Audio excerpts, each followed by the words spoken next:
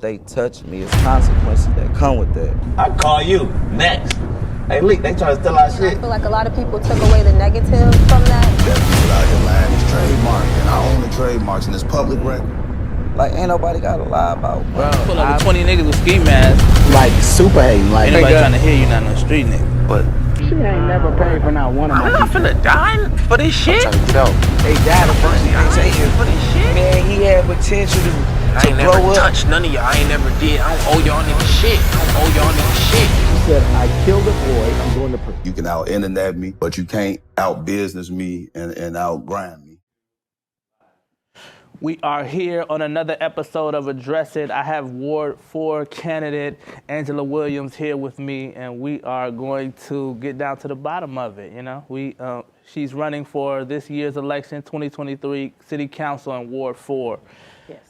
I mean, I know I just Angela Williams, but can you introduce yourself a little bit? Okay, yeah. Like you said, my name is Angela Williams. I'm running for Minneapolis Ward 4 City Council. I've been a resident of the ward since 2020, but I've been a resident of Minneapolis or Minnesota since 2013. So about 10 years now I've been here. Thank you. Okay. I mean, I guess we could start off with why now? Why are you running now? What was that moment? What was that? What pushed you to be on the ballot? If not now, when? Yeah, what pushed me to throw my name in the hat, as they say, that the past winter, the snow, how hard it was for people to get out. You know, I had to use my truck a couple of times to push people out the snow. Then I got stuck. You know, just not knowing what side of the street to park on, snow piling up everywhere, the whole mismanagement of snow is what made me like do this. In addition to public safety, in addition to what are we doing with our youth, in addition to following the money that is being streamlined to these organizations that I feel like are pimping out the North Minneapolis community, and nothing is being done.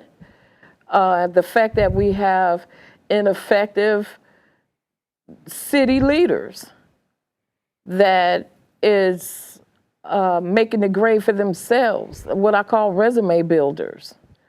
That's what made me decide to run, because I live in 4th Ward.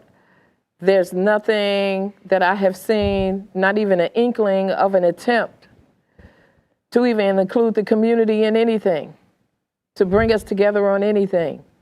So, and then nothing is being done. And plus, taxes are consistently being raised, or a new tax is being implemented for something. So that's why I jumped in. And you running with the Republican Party, right? Yes, I've been endorsed by the Minneapolis Republican Party. I'm a conservative, yes. Okay. I guess just inform us a little bit. What does being a Republican mean to you? Well, what it means to me is coming back to what's really important, like your faith, the faith community. You know, what is their role in community? What are they helping to do to make our society better? Family. How responsible are you for your family? What are your values? You know, and then just coming back to like full circle of what it means to build businesses, control housing, bring in, resources to the community, using the tax money to implement other services, like when we get to public safety. You know, I would, part of the plan is to use some of that tax money over there for public safety for all the communities. Part of Republicans' tax money, you saying?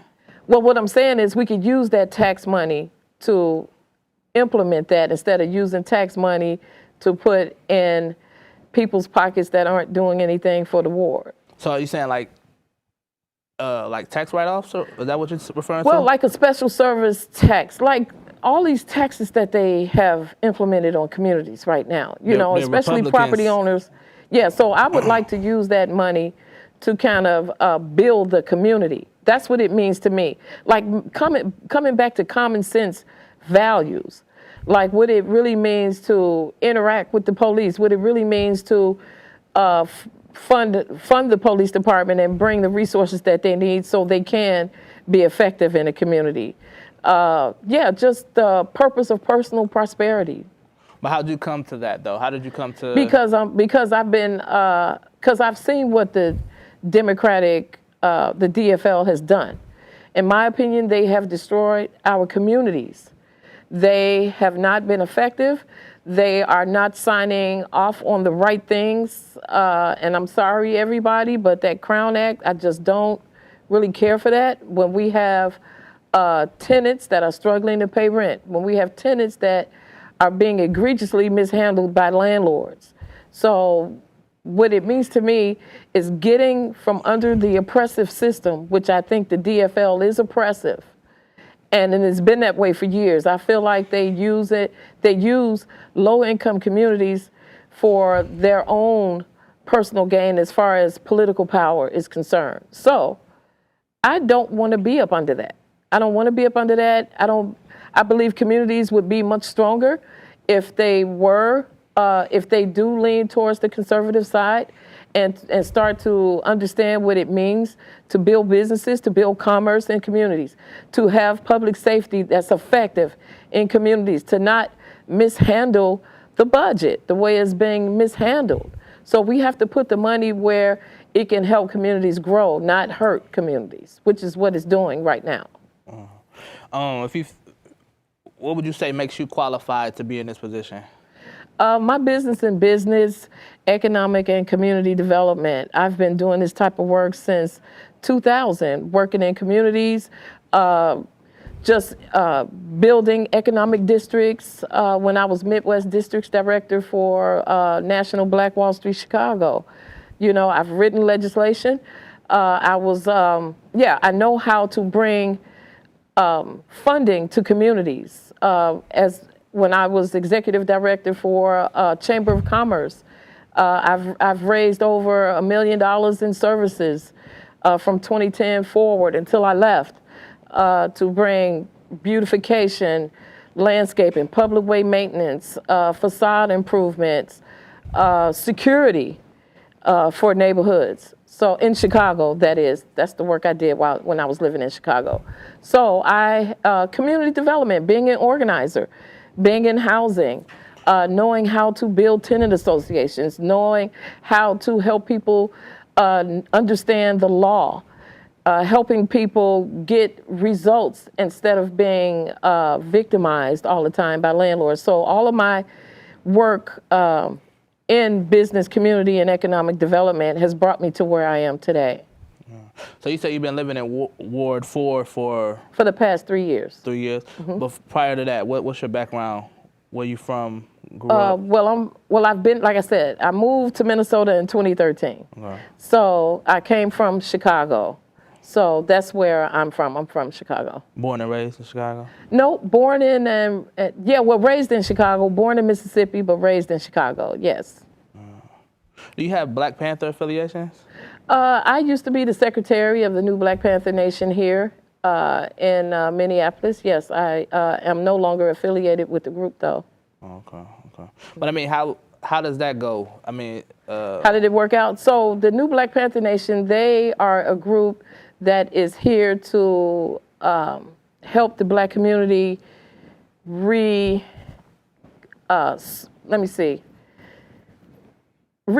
themselves. Let me just say that. They're here to help families come back to personal responsibility. Men, pull your pants up. Be the providers of your families. Women, be the nurturers of your families. Children, obey your parents. So that's basically what it's about. It's about the principles of Mayat and living as men and women in society, bringing our families and faith together. What would you say among your constituents, what makes you the best candidate for this position? Because I'm honest. I bring integrity, accountability to the position. I am a person that works for the people. I don't put people off. I answer my phone. I return phone calls. I help people wherever they need help at. Like right now, I'm helping a lady with her housing situation in Plymouth, Minnesota. So people need help everywhere. So wherever the need is, I am the person for that. Like today I had a meeting with a young man that wants to build resilience hubs for emergency preparedness in the North Minneapolis community. So I've been doing work around emergency preparedness. Been having events since Martin Luther King Day. So what prepares me for this job is my boots on the ground work. I'm not afraid to do the work. I get in, I don't put people off. I try to find out what I can do and how I can get it done without saying, here, call that person, then that person say, call that person. So I'm a person that do the work in the community, for the community, and I listen to people. So whatever it is that they want to do, then that's how we need